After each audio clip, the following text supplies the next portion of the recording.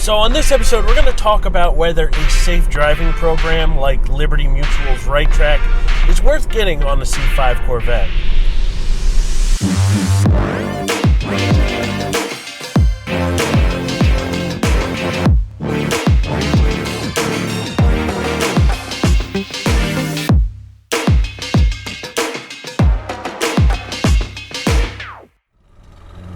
So it's a fairly nice day in the low 50s. I'm out for a cruise, and I think it's a good opportunity to talk about whether a program like Liberty Mutual's RightTrack, which is it's just a safe driving program, is worth getting on a car like a Corvette. Now, luckily, I'm done this program. I am actually going to be returning it, dropping it off into the mailbox today. But I think it's a good opportunity to talk about my time with it and whether or not I would do it again.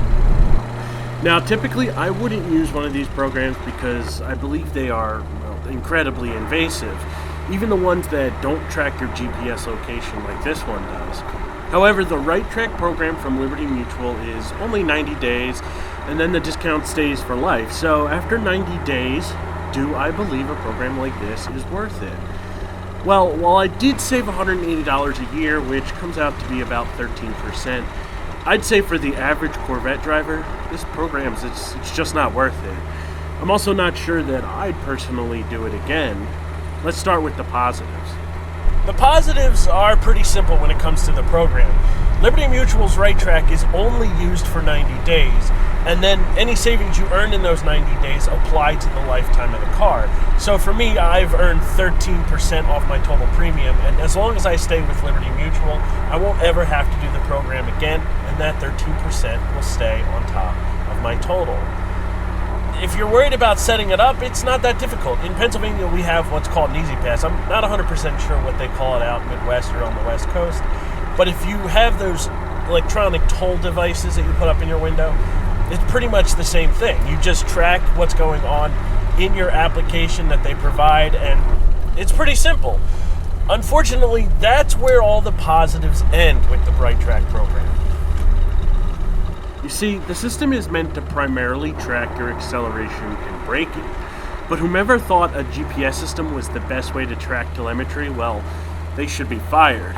You see, my primary problem was tunnels. I got banged more often for acceleration, which is by far the more egregious of the two events tracked when traveling through tunnels. Apparently, when it loses connection to the satellite, instead of just voiding the data, it takes all, even leading to situations where I've traveled across a river. This happened actually quite a bit. Now, to be fair, complaining to the overlords did allow me to have several removed off my record. Of the 6 events that I questioned, 4 were removed. To be honest with you, they were not consistent on how or what method they used to remove them. In other words, there was a tunnel I went under in the morning on my way to work. They removed that from my record, but the same tunnel that tagged me on my way home from work that same day, they said was a legitimate event. So I don't know. And while Liberty Mutual claims that it doesn't, 1 or 2 events can easily translate into $25 a year.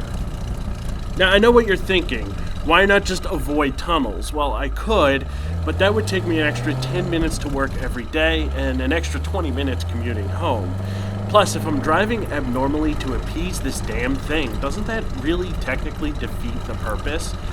So the other thing I do want to mention at the moment is while the app tells you that you don't need to log in for it to track your driving, I have determined that that is a lie. Every time I got into the car, I either had to log into the app or have the app open before I got into the car for it to communicate and track my driving.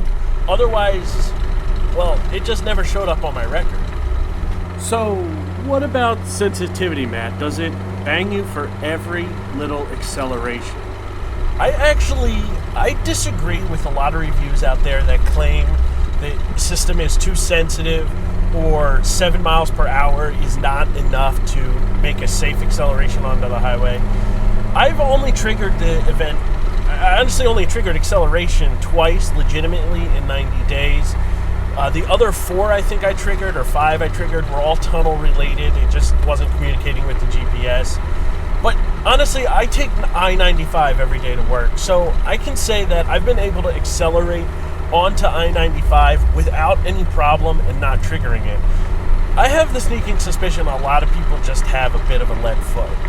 So I just don't think that it's a legitimate argument either, unless you happen to live in the Allentown, Bethlehem area where the on-ramps seem to be less than 4 car lengths. The braking was a bit different though. I triggered it approximately 10 times. That one angered me the most, as should I slam for a yellow or risk triggering a red light camera? It almost punishes you for doing the right thing. Nonetheless, I sort of expected this, traveling in rush hour traffic. It honestly doesn't seem to hurt your total savings as much as acceleration. So I think the biggest reason that this device or another tracking program would not be good for a Corvette driver is not because you have to hold back your lead foot if you happen to have one. It's because you actually have to drive to earn a discount. And I mean, drive quite a bit. You see, in the first 30 days, I noticed that if I went a day or two without driving to work, my savings would actually go down, sometimes quite a bit. Now, I'll be honest with you, after the first 30 days, if you're worried about daily driving a car, after the first 30 days, that evens out. You'll notice that skipping a day or two of driving doesn't really affect your overall savings. But in the first 30 days, it really, you'll notice it. In a way, it's a bit counterintuitive. At the same time, though, I get it. They can't really rate your safe driving if you're not moving. So, to be honest with you, I don't think RightTrack is anything incredible, and I don't think it's the demon from hell. I think, at best, it's just a poorly designed and executed safe driving program. However, unless you're daily driving your Corvette like I am, the program really isn't going to do you any big favors, so expect the minimum 5% savings. The only reason the program works so well for me is that I drive about 40 miles a day. If your car is garage kept or a weekend cruiser, you're going to have much less luck than me. Then again, your garage kept baby probably isn't insured by Limu Emu. So with that, I will bid you all goodbye. As I said, I don't think the RightTrack program is out to get anyone, and I certainly don't think it's the best thing either. It's somewhere in the middle. If you have any questions about the program, you're thinking of doing it yourself, and I didn't answer them, please let me know. I'll do my best to answer them below. I try to respond to everyone that I can. Other than that, stay fast, and I'll catch you on the next episode.